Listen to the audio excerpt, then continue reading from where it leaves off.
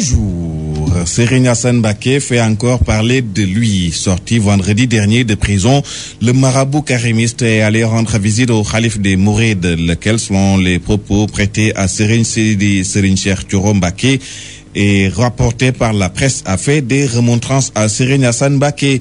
Mais ce matin, dans la tribune, un des fils du khalife, Serigne Abdou Samad, dément et averti. Selon lui, Cheikh Thioro n'a aucune raison pour répertorier les propos que le khalife a tenus devant ses hôtes et petits-fils à travers la presse.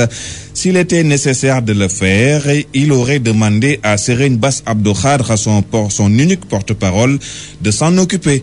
Pour Serigne Abdou Samad, donc, certaines personnes cherchaient à profiter de la situation à des fins personnelles. Ainsi, au vu de ces prises de position, la tribune estime que Serigne Hassan Mbacké a semé la confusion à tout bas. Oumar Sarr en a-t-il fait de même au palais? Dans tous les cas, il indispose le palais à en croire l'Observateur. En cause, l'affaire de l'arrêté du préfet déchiré.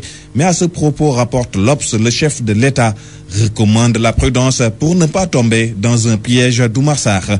Une source du journal explique que cette implication directe de l'État dans un procès concernant un responsable d'un parti d'opposition est porteuse d'un enjeu politique certain qui, poursuit encore l'Obs, si le verdict est défavorable au préfet de Dakar, impacterait négativement sur le tableau de l'exécutif national au plus haut niveau.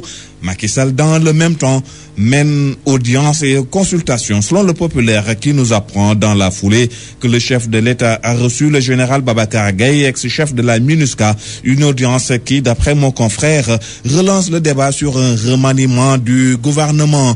Le peuple se demande: que prépare Macky? Walf Grand Place, pour sa part, ne se pose pas de questions. Le journal est affirmatif.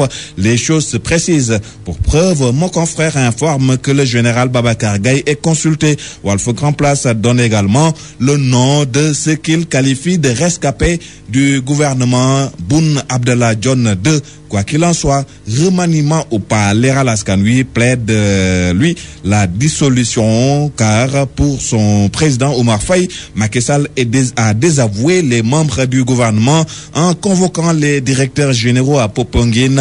C'est faire fausse route que de parler de rencontre entre le président et les DG, tempère Seydougué dans la tribune. Pour le porte-parole du gouvernement, il ne s'est nullement agi de court-circuiter les ministres. Santé avec cette nouvelle qui fera certainement des heureux. On apprend avec le Populaire que le Sénégal teste un vaccin anti-Ebola. L'équipe dirigée par le professeur Moussa Seydi de l'hôpital Fann, selon le journal, a beaucoup avancé dans la recherche.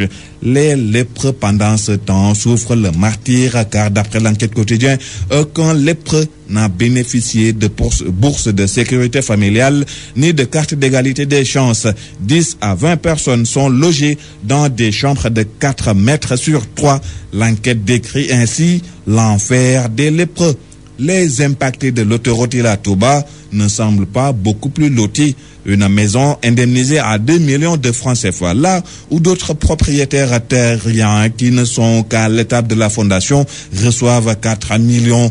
Pour le quotidien Ila Touba, c'est une autoroute de frustration. Nous restons avec le quotidien qui nous parle de gestion catastrophique de Matarba. Et le journal de Cité, la galère vécue par les Lions du basket et le faux départ des athlètes pour Brazza.